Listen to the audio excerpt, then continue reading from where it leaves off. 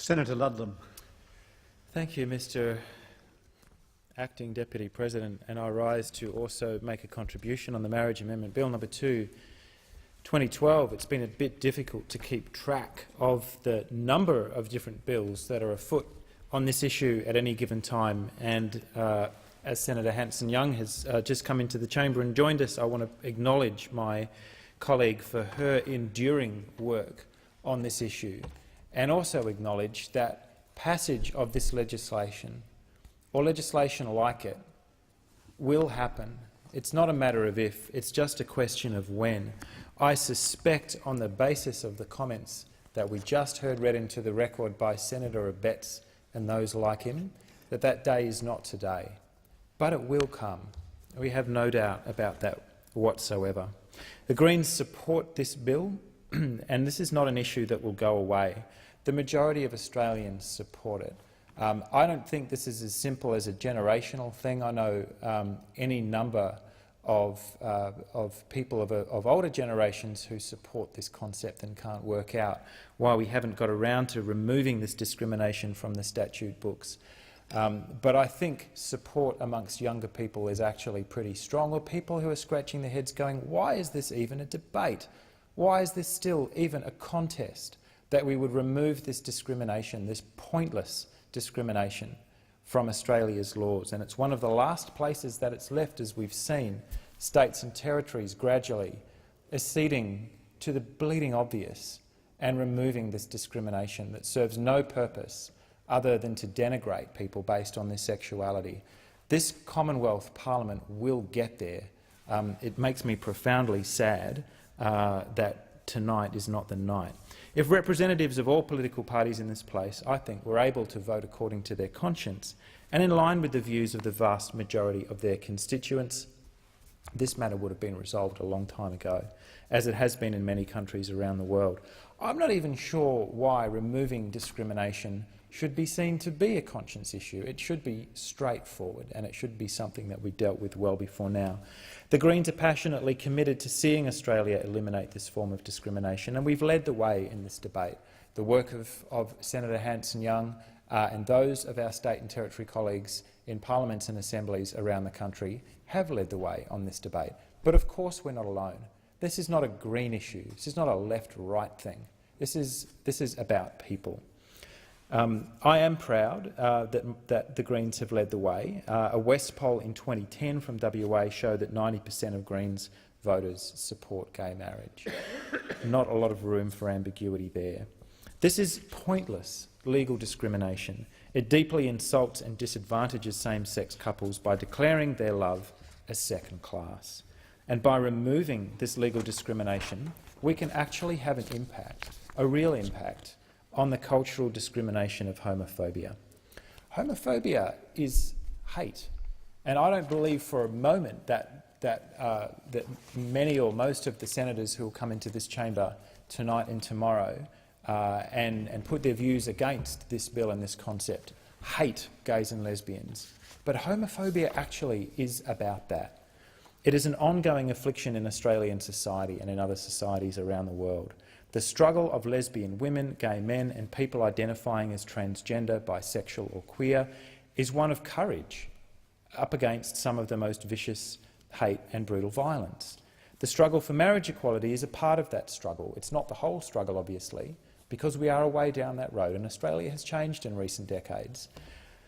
It is a marker on the road. It won't be the end of the campaign, but it has become, I think, significant of broader currents in Australian society about why we leave these forms of discrimination on the statute book. Senator Abetz has just given his views. I hew closer to those expressed a few moments before by Senator Faulkner, who gave an extremely powerful and, I think, compelling speech, and I wish more of his colleagues shared those views.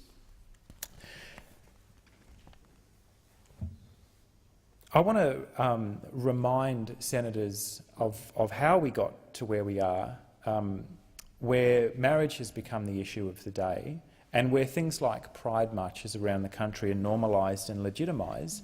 That didn't happen by itself. That took a lot of courage. It took defiance. It took organising. and it took endurance to get to the point where we're at today. It took a movement, and I think it took a different kind of courage for people who lived outside of major cities, for whom there wasn't the safety in numbers. People should absolutely have the right to get married if they want to, but let's recall that it's not that long ago that to be out, to be loud and proud, declaring your right to just exist could get you killed. In 1991, a Sydney man was beaten to death for his sexuality, not that long ago. He was beaten up by a group of young men who thought that beating up a fag would be heaps of fun, so they encouraged him to go to a park, and then they killed him. In 2003, a study conducted by the New South Wales Attorney General and a number of others, which was titled "You Shouldn't Have to Hide to Be Safe," found that gay men and lesbians were between 4 and 6 times more likely to be assaulted in a 12-month period than other Sydney men and women. What an extraordinary disgrace. 2003. I wonder how much better those statistics are these days. The community looks to leadership from us in here. That's part of what we're paid for. And tonight you would have to say the record is pretty patchy as to whether they're getting the leadership that people deserve.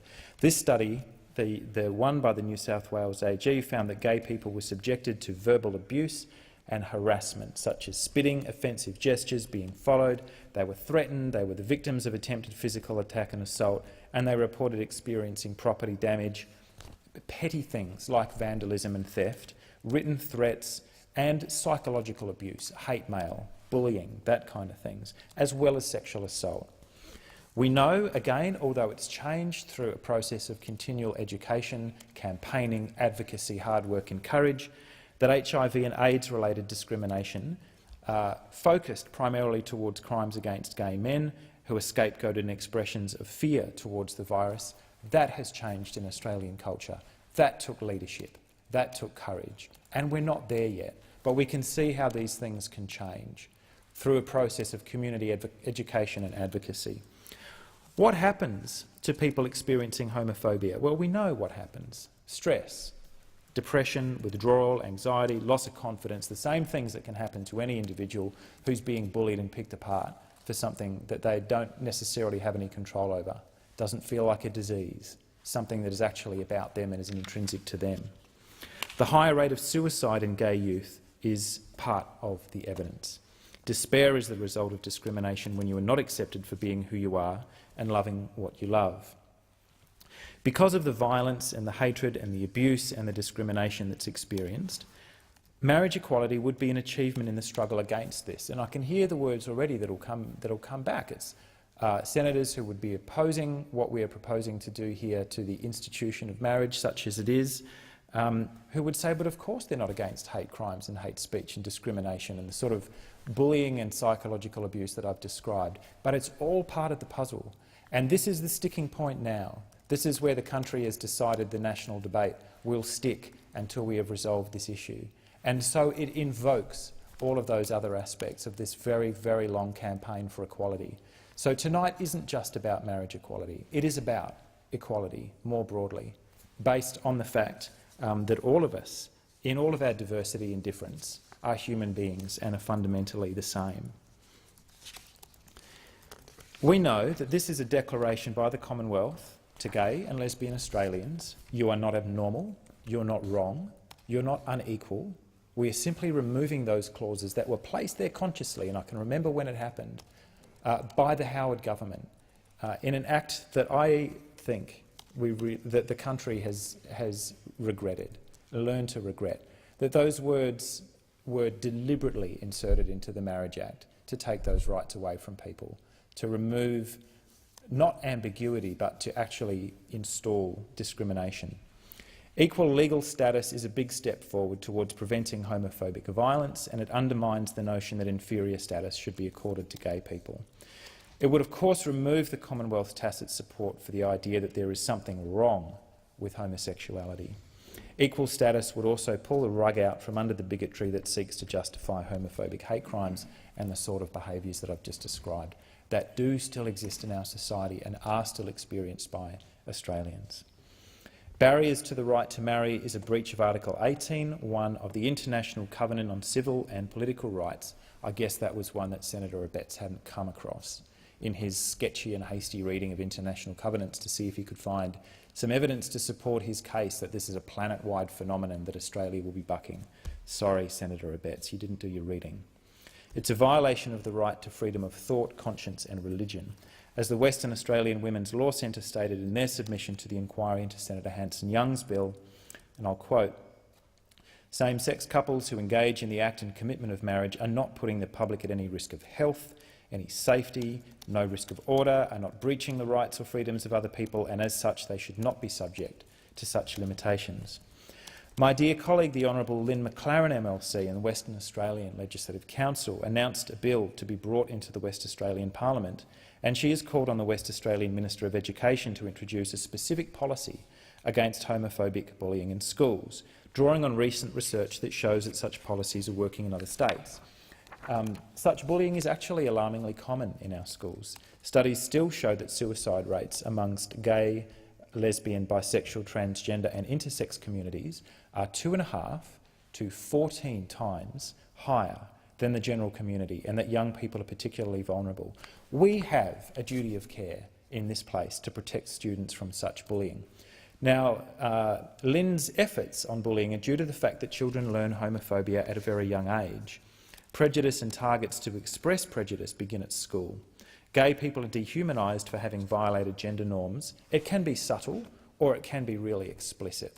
One of the ways in which we can make it explicit is to write it into the law that people are different. That's something that this chamber can change and fix. If the federal government refuses to get out of the way of a reform at a Commonwealth level, we are the ones who are charged with oversight of the Marriage Act, that is a Commonwealth Act. But if this chamber fails to get out of the way of a reform that the majority of Australians clearly support, then the Greens in Western Australia want to provide the opportunity at the state level to make this possible. And we've seen the moves in the Territory Assembly in recent weeks to do effectively what is obvious because Canberra has failed, or that's loose language I suppose, but because this Commonwealth Parliament has failed, in the Assembly they take that step, and in the Legislative Council in Western Australia Ms McLaren will take that step.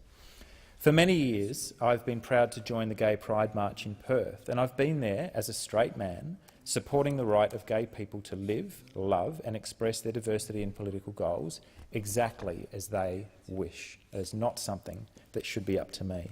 And it's well overdue for the Australian government to proudly join like-minded secular democracies around the world that have removed discrimination against same-sex couples, allowing them to celebrate the legal, emotional and social commitment afforded to heterosexual couples who choose to marry. I want to also acknowledge my colleague in the Western Australian Parliament, Giz Watson MLC, who was the first openly lesbian parliamentarian in Australia. And she has said, of course, that gay marriage in Australia is a matter of time. It's not something that we would force people to do. If you're opposed to gay marriage, don't have one. But it's a right that we believe should be afforded to those who would choose it. Giz led the way in Western Australia, and I want to acknowledge Western Australian ALP colleagues in the state parliament there, in particular the State Attorney-General of the day, Jim McGuinty, for removing all discrimination from the Western Australian statute books, which was a campaign led by the Greens WA and the Labor Party in Western Australia. If Senator Louise Pratt was here tonight, I'd tip my hat to her as well. That is how this work is done. A long campaign. They went through the West Australian statutes with a fine-tooth comb and pulled out dozens and dozens of discriminatory phrases on the statutes in Western Australia, and that campaign took years to come to fruition. And it was fought at the time by much the same people who are fighting and kicking and screaming over this, in my view, entirely innocuous change to the Marriage Act. And of course the sky didn't fall in. Nothing has changed. The institution hasn't been undermined. Or if it's been undermined by completely different things. In fact, as my colleague Senator Hanson-Young reminds me, the institution has been strengthened because it is something now that can apply to us all, should we choose it. When the time comes Australia, I think, will celebrate this step forward. The celebration and credit for this turning point will be due to the long and courageous struggle on the part of lesbian, gay, bisexual, trans and intersex people for their basic human rights to be recognised, protected and celebrated. I strongly commend this bill to the Senate, and if we don't pass it tonight, we will pass it one night, and may that night come soon.